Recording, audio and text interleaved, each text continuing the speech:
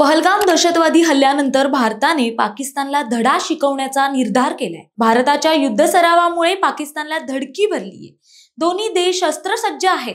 तर चला पाहूया कोण किती सामर्थ्यशाली आहे। नमस्कार, मी प्राची शिरकर, प्रहार न्यूज लाईन मध्ये आपलं स्वागत करते। पहलगाम मधील दहशतवादी हल्ल्यात 26 पर्यटकांनी जीव गमावला।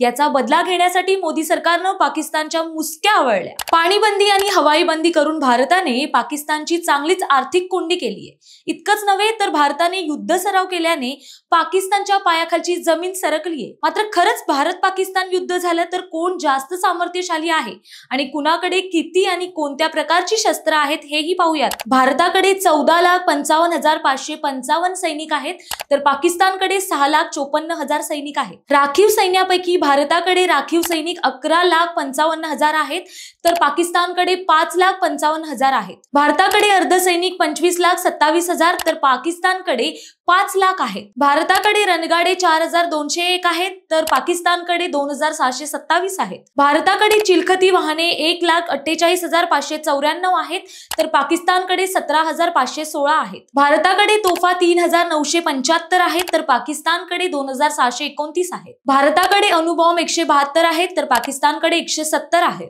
भारताकडे मिसाईल अग्नी 5 आहेत, तर पाकिस्तानकडे शाहीन 3 आहेत। भारताकडे पाणबुड्या 18 आहेत, तर पाकिस्तानकडे 8 आहेत। भारताकडे लढाऊ विमानं 513 आहेत, तर पाकिस्तानकडे 328 आहेत। भारताकडे लढाऊ हेलिकॉप्टर 80 आहेत, तर पाकिस्तानकडे 57 आहेत। भारताच्या कठोर निर्बंधामुळे आणि भूमिकेमुळे पाकिस्तान सैरभैर झालंय, त्यामुळे पाकिस्तानकडून शस्त्रसंधीचं उल्लंघन केलं जातंय। मात्र जेव्हा दोन देश युद्धात आमने सामने येतात तेव्हा त्यांच्याकडे असलेल्या युद्ध सामर्थ्यांची तुलना होते।